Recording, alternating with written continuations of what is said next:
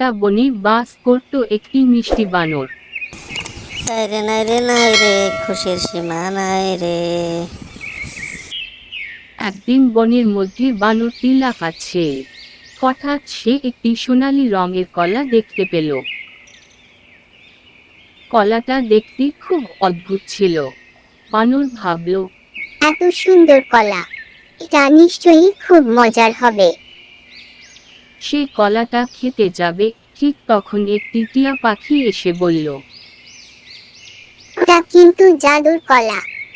বানর অবাক হয়ে বলল, জাদুর কলা, এতে কি হয়?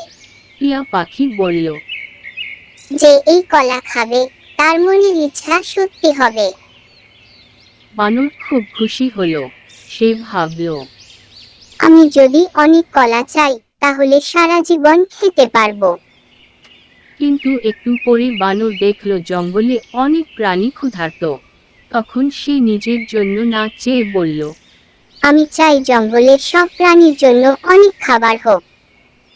হঠাৎ চারদিকে ফল আর খাবারে ভরে গেল। সব প্রাণী খুব খুশি হলো। টিয়া পাখি হাসতে হাসতে বলল, তুমি ভালো মন দিয়ে ইচ্ছা করেছো, তাই জাদু কাজ করেছে।